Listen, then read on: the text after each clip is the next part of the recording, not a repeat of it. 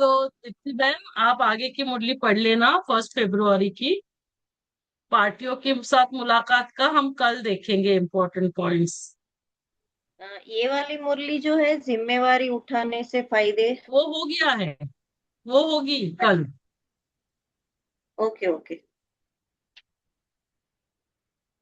ओम शांति। तो अभी हम सुनेंगे 1 फरवरी 1971 की अव्यक्त मुरली।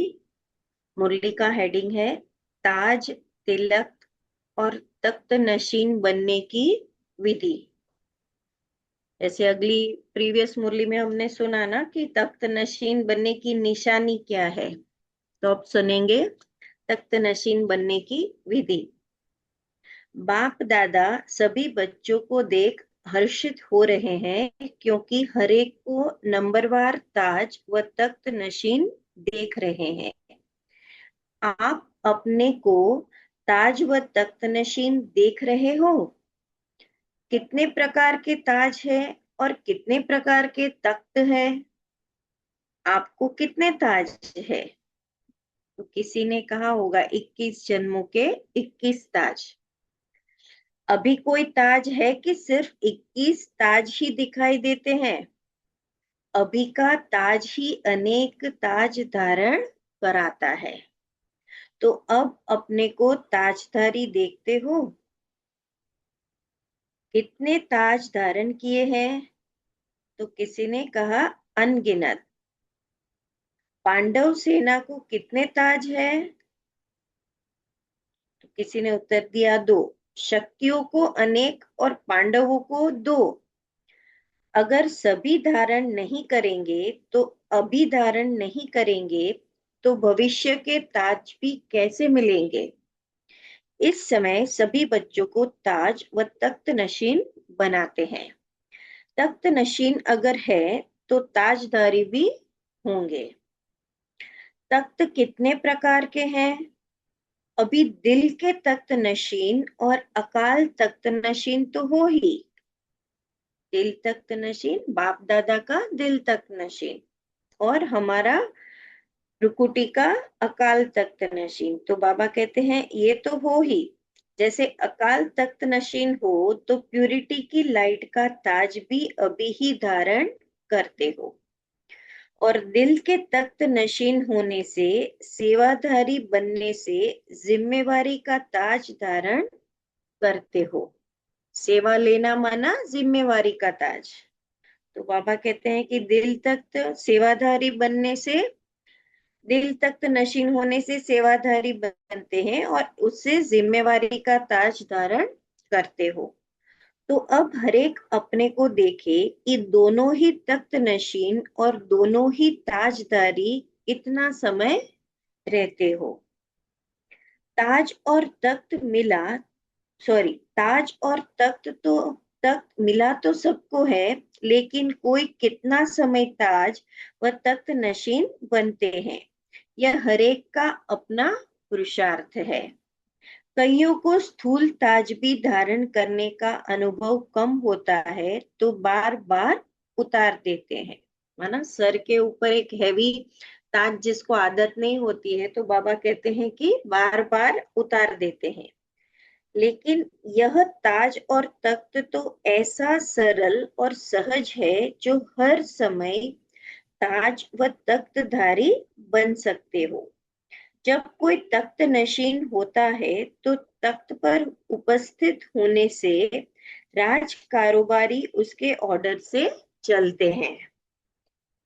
अगर तख्त छोड़ देते हैं तो वही कारोबारी उसके ऑर्डर में नहीं चलेंगे। तो ऐसे आप जब ताज व तख्त छोड़ देते हो तो यह कर्मेंद्रियां आपका ही ऑर्डर नहीं सुनती। स्थूल रूप में किसी को कोई पोजीशन होती है, बाबा कहते हैं कि उनका कोई तख्त होता है, तो जब तक मना तख्त पर है, ड्यूटी पर है, ऑन ड्यूटी है, तो बाबा कहते हैं तब तक उसके कारोबारी उसका सुनते हैं। जैसे ही वो तख्त से उतर जाते हैं तो कोई उसका ऑर्डर नहीं मानते। वैसे ही बाबा कहते हैं ये जो तख्त है, ये दोनों तख्त हैं, तो अगर यह छोड़ देते हैं तो कर्मेंद्रियां आपका ही ऑर्डर नहीं सुनती। जब तख्त नशीन हो तो यही कर्मेंद्रियां जी हजूर करती है ना। आत्मा का भ्रुकुटी तक, बाबा कहते जब तक तख्त नशीन होते हो तो कर्मेंद्रियां जी हजूर करती है। इसीलिए सदैव यही ध्यान रखो कि यह ताज व तख्त कभी छूटे नहीं। अपना ताज व तख्त नशीन का संपूर्ण चित्र सदैव याद रखो। उनको याद रखने से अनेक चित्र जो बन जाते हैं वह नहीं बनेंगे। एक, एक दिन के अंदर ही हरेक के भिन्न भिन्न रूप बदलने के चित्र दिखाई देते हैं। तो अपना एक संपूर्ण चित्र सामने रखो। हमारी दादियों का कई बार आता है ना, व्हाट्सएप पे भी आता है, मधुबन में भी रखा हुआ है, ताजदारी और संपूर्ण राजाई का चित्र। तो बाबा कहते हैं कि अपना एक संपूर्ण चित्र सामने रखो। अभी तो इजी है ना, वो दादी का चित्र चैट जीपीटी को बोलो इसमें मेरी फोटो डाल दो तो बन जाएगा। तो हम बना के अपना ही चित्र रोज सामने रख सकते हैं। बाबा कहते हैं ना, अपना एक संपूर्ण चित्र सामने रखो। ताज व तख्त नशीन बनने से निशाना और नशा स्वतः ही रहेगा, क्योंकि ताज व तख्त है ही नशा और निशाने की याद दिलाने वाला। तो अपना ताज व तख्त कभी भी नहीं छोड़ना। जितना जितना अब ताज व तख्त धारण करने के अनुभवी व अभ्यासी बनेंगे, उतना ही वहां भी इतना समय ताज व तख्त धारण करेंगे। बाबा ने शुरू में ही कहा ना, एक तो प्योरिटी का ताज और दूसरा है जैसे दिल तख्त बनने से जिम्मेवारी का ताज। अगर अभी अल्प समय ताज व तख्त नशीन बनते हो तो वहां भी बहुत थोड़ा समय ताज व तख्त प्राप्त कर सकेंगे।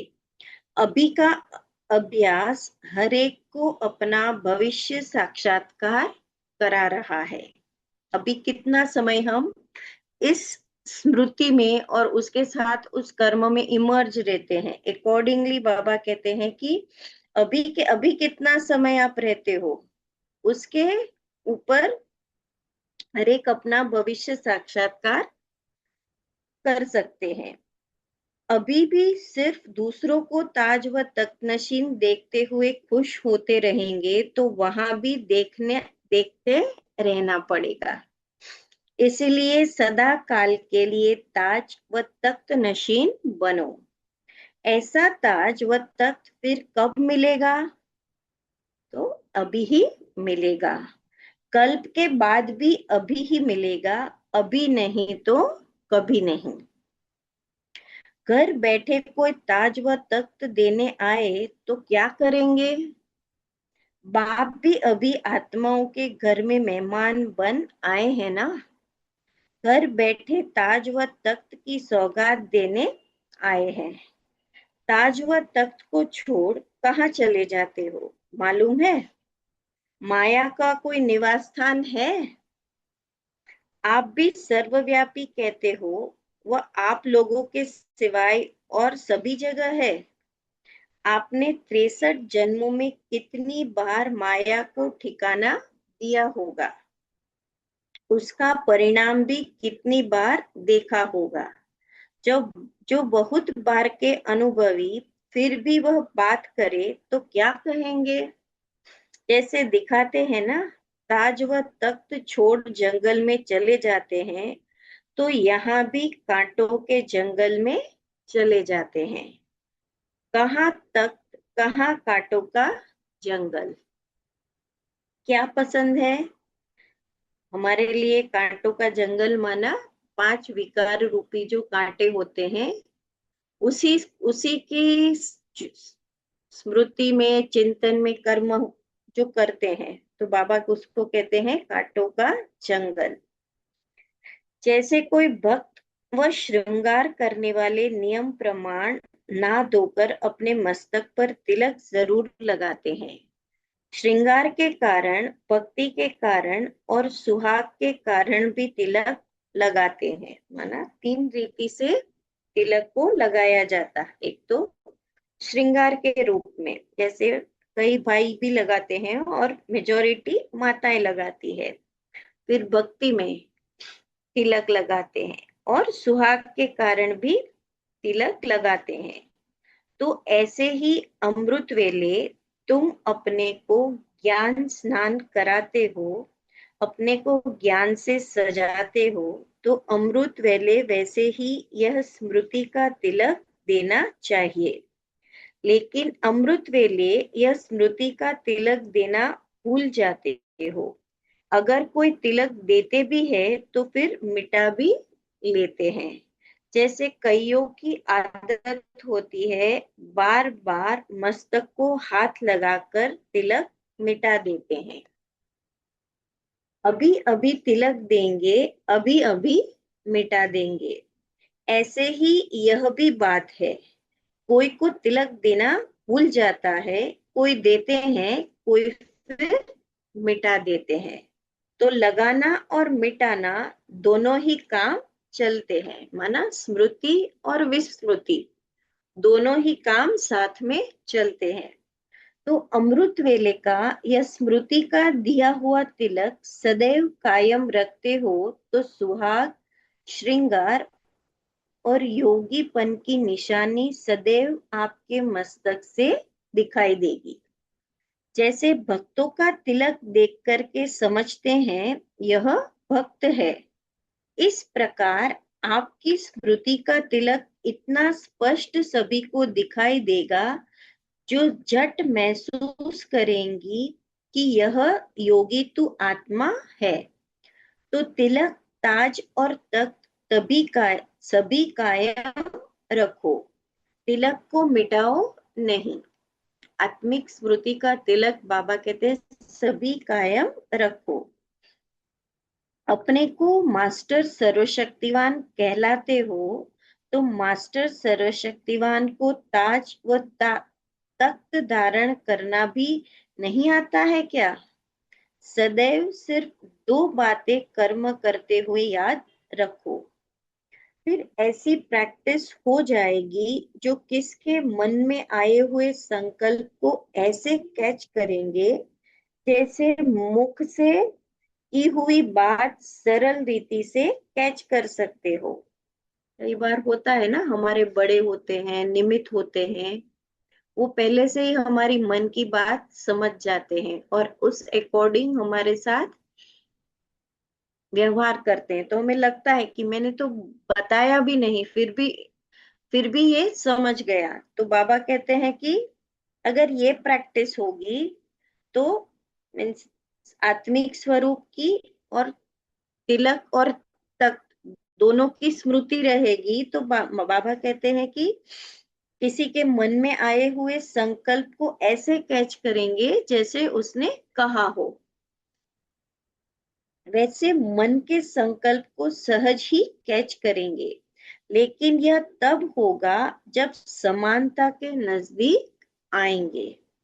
एक दो के स्वभाव में भी अगर कोई कोई की समानता होती है तो उनके भाव को सहज समझ सकते हैं। तो यह भी बाप की समानता के समीप जाने से मन के संकल्प ऐसे कैच कर सकेंगे जैसे मुख द्वारा वाणी।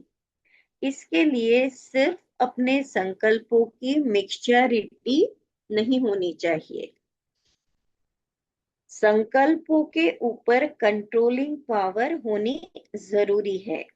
जैसे बाहर की कारोबार कंट्रोल करने की कंट्रोलिंग पावर किसमें कितनी होती है, किसमें कितनी होती है, ऐसे ही यह मन के संकल्पों की कारोबार को कंट्रोल करने की कंट्रोलिंग पावर नंबरवार है। तो वह दो बातें कौन सी है? एक तो सदैव स्मृति में रखो कि मैं हर समय, हर सेकंड, हर कर्म करते हुए स्टेज पर हूँ। हर कर्म पर अटेंशन रहने से संपूर्ण स्टेज के नजदीक आते जाएंगे। अगर हम समझेंगे कि हम ड्रामा के स्टेज के ऊपर है, हर सेकंड ये स्मृति में रखेंगे, तो बाबा कहते हैं कि संपूर्ण स्टेज के नजदीक, माना बाप दादा के संपूर्ण, हमारे बाप दादा समान हमारे संपूर्ण स्टेज के नजदीक आते जाएंगे। दूसरी दूसरी बात, सदैव अपने वर्तमान और भविष्य के स्टेटस को स्मृति में रखो। जो बाबा ने कहा ना कि वर्तमान का ताज और भविष्य का ताज, तो वर्तमान समय ताज और तख्त नशीन, और भविष्य का ताज और तख्त। तो एक स्टेज और दूसरा स्टेटस, एक अपने को स्टेज के ऊपर समझना है और दूसरे दोनों स्टेटस को स्मृति में रखना है, वर्तमान और अपने भविष्य। यह दोनों बातें सदैव स्मृति में रखने से कोई भी ऐसा कार्य नहीं होगा जो स्टेटस के विरुद्ध होगा, और साथ साथ स्टेज पर अपने को समझने से सदैव उच्च कर्तव्यों को करने की प्रेरणा मिलेगी। कई बार कहते हैं ना कि ये ब्राह्मण हो के ऐसा करता है, तो ये तो बाबा ने हमें मना की है कि दूसरों का चिंतन नहीं करना है, पर स्वयं के लिए तो हम देख सकते हैं ना कि हमारा कर्म क्या, हम ब्राह्मण के अनुरूप है कि नहीं। तो इसके लिए बाबा ने क्या कहा, स्टेज और स्टेटस। अच्छा, आप लोग दूर से आए हो, वो बाप दादा दूर से आए हैं। रफ्तार भले तेज है, लेकिन दूरी किसकी है? आप लोग सफर कर आए हो, बाप दादा भी सफर कर आए हैं, इसीलिए दोनों ही सफर वाले हैं, माना दोनों ही मुसाफिर है। सिर्फ आपके सफर में थकावट है और इस सफर में अथक है। मधुबन निवासी बनना, यह भी ड्रामा के अंदर बहुत बहुत सौभाग्य की निशानी है। क्योंकि मधुबन है वरदान भूमि, तो वरदान भूमि पर आए हो। वह है मेहनत की भूमि, यह है वरदान भूमि।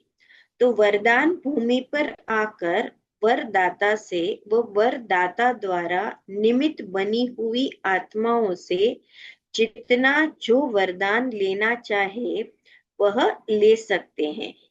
निमित्त बनी हुई श्रेष्ठ आत्माओं से वरदान कैसे लेंगे, यह हिसाब जानते हो? मधुबन में वरदान मिलता है, वायुमंडल में पवित्र चरित्र भूमि में वरदान तो भरा हुआ है, लेकिन निमित्त बनी हुई श्रेष्ठ आत्माओं से वरदान कैसे?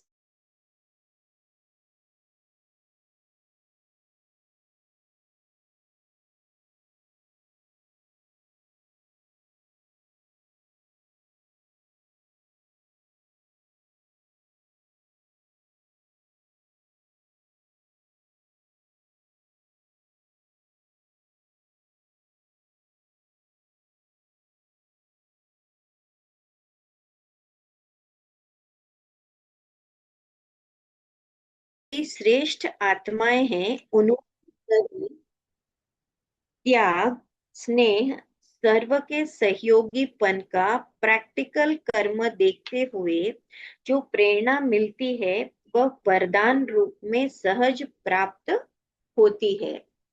तो मधुबन वरदाता की भूमि में आकर हर एक श्रेष्ठ आत्माओं द्वारा सहज कर्मयोगी बनने का वरदान प्राप्त करके ही जाना। क्योंकि आप लोग भी सिर्फ मुश्किल बात यही बताते हो कि कर्म करते हुए स्मृति में रहना मुश्किल है। तो निमित्त बनी हुई आत्मा को कर्म करते हुए इन गुणों की धारणा में देखते सहज कर्मयोगी बनने की प्रेरणा मिलती है। तो उन एक भी वरदान को छोड़कर नहीं जाना। सर्व वरदान प्राप्त करते करते स्वयं भी मास्टर वरदाता बन जाएंगे। अच्छा, ओम शांति। तो ये थी 1 फरवरी 1971 की अव्यक्त मुरली, ताज तिलक और तख्त नशीन बनने की विधि। तो अभी